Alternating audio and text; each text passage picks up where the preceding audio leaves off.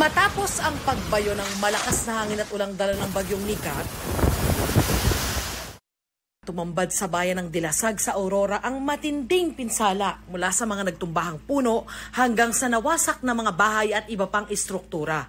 Sa Dilasag naglandfall ang bagyong Nika kahapon.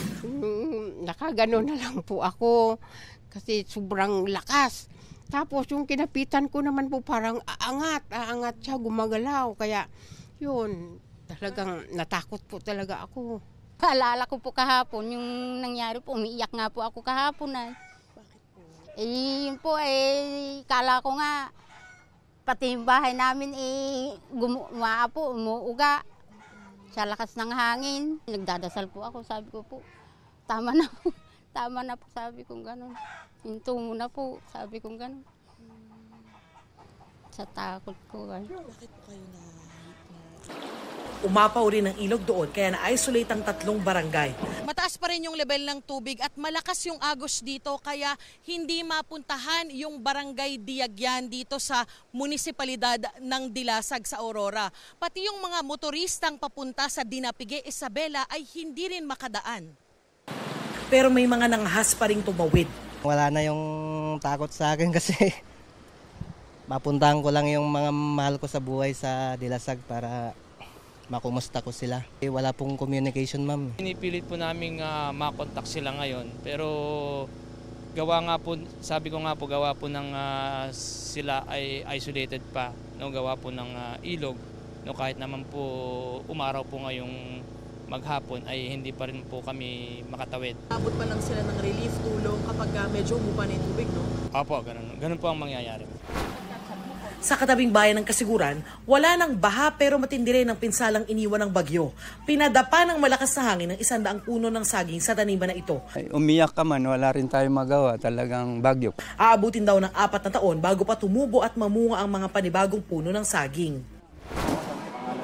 Namigay na ng family food pack sa mga apektadong residente. Ang mga tauhan ng LGU nagsasagawa ng clearing operations para alisin ang mga nakahambalang sa kalsada.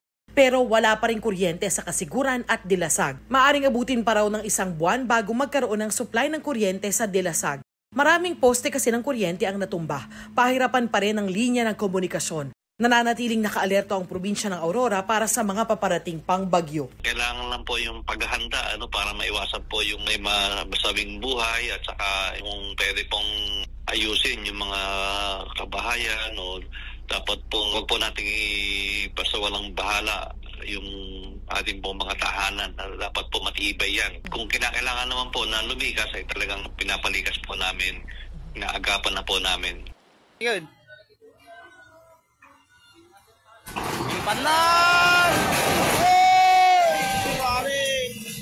Kasamang bumagsak ang bahay na ito nang bumigay ang lupa malapit sa ilog, sa Bagaw, Cagayan. Walang tao sa loob dahil nasa Tuguegarao City noon ang may-ari ng bahay. Sa taas naman ng baha sa Tuguegarao City, halos bubong na lang ng ilang bahay ang matatanaw. Nagbabangka ang mga residente para mag-uwi ng gamit at pagkain. Halos 1,000 pamilyang nasa evacuation centers. Kahit humupa raw ang baha, hindi mo na sila pauuwiin bilang paghahanda naman sa bagyong Ophel. Malawak at mataas din ang baha sa Ilagan City sa Isabela. Kaya ang ilang residente umakyat na sa bubong ng kanilang mga bahay. Sa Santiago City, bukod sa baha, iniinda ng mga residente ang pagkasira ng kanilang mga bahay. Si Mang Amado natanggalan ng yero ang bahay. Nung mga bandang 2:00 po, sir, biglang lumakas yung hangin. Yan, kaya nga po ganyan ang nangyari. Natanggalan din ng bubong at nasira ang iba pang establishmento.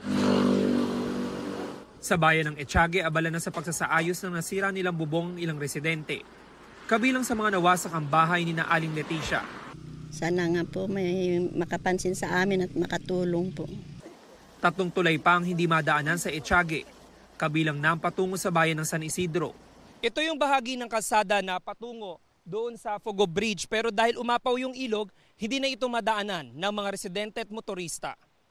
Naghahanda na rin ang mga otoridad para sa paparating na panibagong bagyo.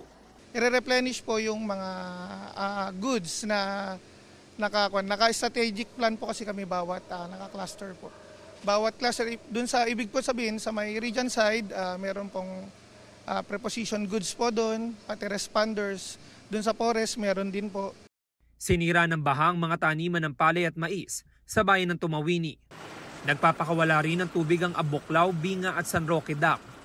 Mananatili ring bukas ang mga gate ng Magat Dam sa gitna ng banta ng Bagyong Ophel at bagyong inaasahang magiging tropical cyclone Pepito ayon sa Pag-asa.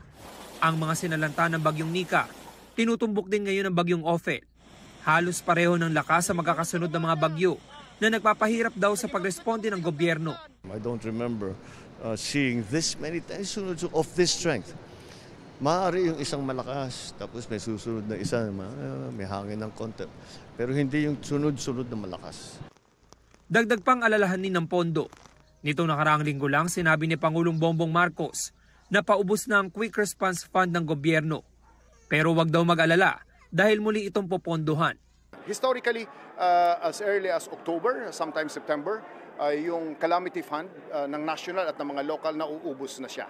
Pero lagi may pagkukunan ng pondo ang gobyerno at mayroon tayong assurance mula kay DBM na mayroon tayong sapat na pondo para sa mga susunod na kalamidad bago sa katapusan hanggang sa katapusan ng Disyembre ito. Batay sa datos ng Department of Budget and Management, as of October 24, nasa 30 billion ng Quick Response Fund na nakalaan na sa iba't ibang mga ahensya tumutugon sa kalamidad tulad ng DSWD, DILG, DPWH at DOTR. Humigit kalahati ang nagamit na dyan. Pero nariyan daw ang National Disaster Risk Reduction Management Fund para punuan ng QRF.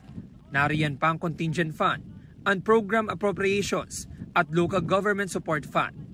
Para sa GMA Integrated News, James Agustin ang inyong saksi.